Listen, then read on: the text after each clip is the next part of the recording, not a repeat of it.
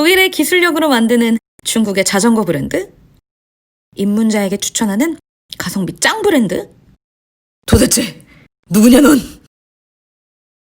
유명 SNS와 이름은 같은데 정체는 파악하기 어려운 미스테리한 브랜드가 있다는데 혹시 알고 계셨나요? 오늘 소개해드릴 브랜드는 트위터예요. 사실 아는 동생의 친구의 부탁으로 찾아보게 된 브랜드입니다.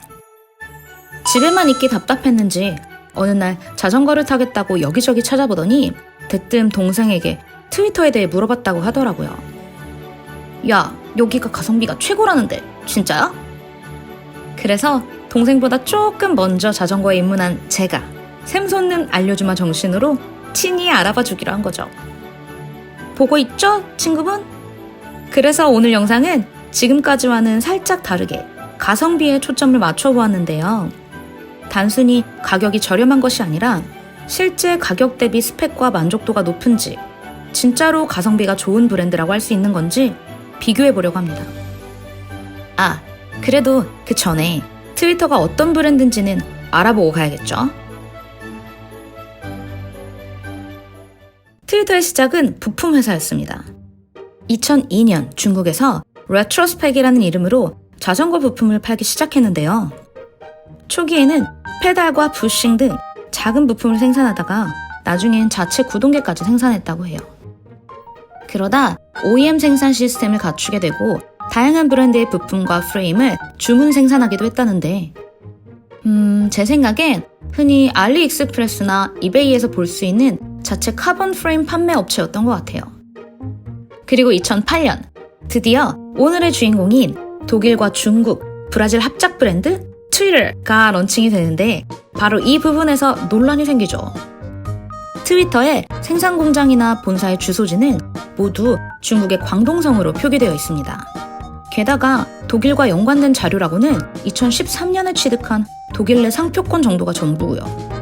메리다의 독일 디자인 센터처럼 트위터에도 연관 기관이 있을까 싶었지만 결국 못 찾은 걸로 봐선 런칭 초반에 독일의 디자인과 기술력으로 만든 브랜드라고 한 건 어느 정도 과장된 부분이 없지 않나 하는 생각이 들었어요. 그렇다고 해서 트위터가 독일과 아무런 상관이 없다고는 할 수 없지만 아무튼 명확하지 않은 것은 사실입니다. 혹시 이와 관련돼서 더 자세한 사항을 알고 계시면 댓글로 알려주세요. 트위터는 2016년 트위터 코리아를 런칭하고 현재 국내 단독 매장과 취급 대리점이 전국에 170여 개가 있다고 하니까 이 정도면 꽤 단기간 만에 국내 시장 진입에 성공했다고 할 수 있겠죠? 다만 AS 부분에선 호불호가 많이 갈리는 것으로 보이는데요.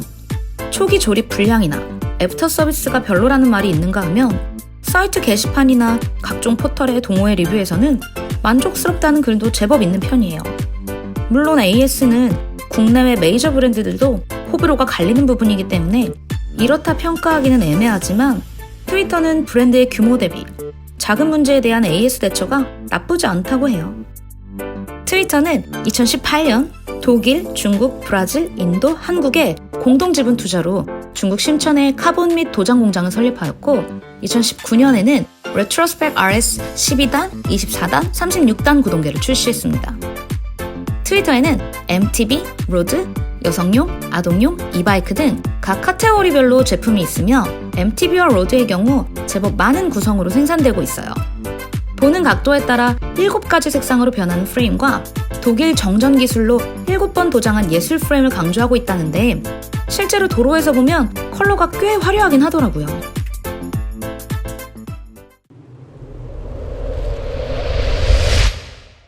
그럼 이제 본격적으로 트위터의 가성비를 따져볼 텐데요. 국내에서 판매되는 자전거 브랜드 중 가성비로 둘째가라면 서러울 자이언트와 한국 브랜드 첼로와 함께 비교해보도록 할게요. 여기서 비교 기준은 프레임 소재와 구동계 등급, 그리고 브랜드 내 제품 포지션으로 선정하였고 가격은 공식 판매 가격을 기준으로 두었습니다. 자, 그렇다면 첫 번째로 입문급부터 비교해볼게요. 입문급에서는 브랜드 밸류를 제외하고 보면 트위터의 스마일 모델이 스펙 대비 가장 저렴한 가격이에요. 로드바이크가 처음인 라이트 유저라면 가성비 제품으로 트위터의 스마일을 선택하셔도 좋을 것 같아요. 물론 구성 부품의 신뢰도나 안정성을 따진다면 첼로나 자이언트를 선택해야겠지만요. 다음 105급 알루미늄 프레임에도 역시나 트위터의 스마일 105 모델이 가장 저렴합니다. 하지만 스펙을 본다면 자이언트와 첼로에 비해 트위터의 크랭크와 브레이크가 아쉬운 점이에요. 그래도 브레이크의 경우엔 추후 업그레이드가 가능하니까 중고로 팔 생각이 아니라면 검증된 구동계와 저렴한 가격대인 트위터 제품을 추천드려요.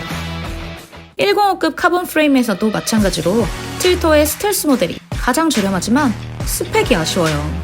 여기선 시마노 105급 구동계 풀세트에 자이언트에 비해 합리적인 가격인 첼로의 케인 D7이 가성비 높은 제품으로 보이네요. 트위터는 가격이 저렴한 만큼 변속기를 제외하고는 전부 다른 제품을 섞어놓은 구성이라 가성비가 높다고 하긴 어렵겠어요. 다음은 울테그라급 카본 프레임인데요. 3사 중 첼로의 엘리엇 S8이 가장 저렴합니다. 다만 트위터나 자이언트와 달리 림브레이크 모델만 있다는 점이 아쉽네요.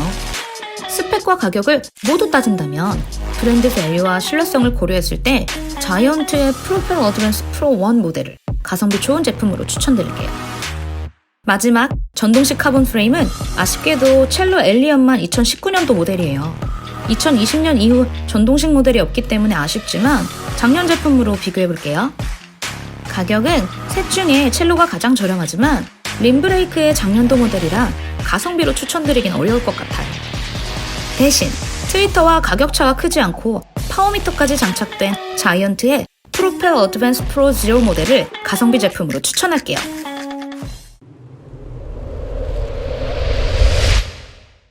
국내 첼로 브랜드를 비롯해서 세계적으로 많은 자전거 브랜드들이 중국 현지 공장에서 OEM 생산을 하고 있어요. 때문에 중국에서 만든 자전거라고 해서 마냥 나쁘게 보는 건 좋지 않다고 생각합니다. 하지만 트위터가 브랜드 런칭 초기에 마치 독일의 브랜드인 것처럼 광고한 건 결과적으로 소비자에게 불신의 이미지만 심어주었다는 생각이 드네요. 정확한 사실은 아직 모르지만요. 트위터는 비슷한 스펙의 타 브랜드와 비교했을 때 분명히 가격적인 메리트가 있는 브랜드예요. 그러나 저렴한 가격대 때문인지 부품 구성이 풀세트가 아니고 프레임과 자체 브랜드 부품에 대한 신뢰도와 안정성이 미흡하다는 게 아쉬운 점이죠. 만약에 자전거를 처음 시작하는 단계라면 가격적인 메리트가 충분한 트위터는 분명히 가성비 좋은 선택이라고 할 수 있어요.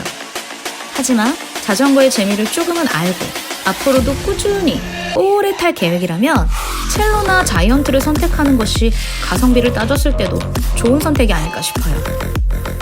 오늘도 영상 즐겁게 보셨나요? 즐겁게 보셨다면 구독, 좋아요, 알림 설정 꼭 부탁드려요. 이제 진짜 겨울이에요. 날씨가 많이 추워진 만큼 자전거 타러 나가실 때 꼭 준비 운동하고 나가시는 거 잊지 마시고요. 여러분들의 관심이 알려주마팀에게 큰 힘이 된답니다. 그럼 여러분, 오늘도 따르릉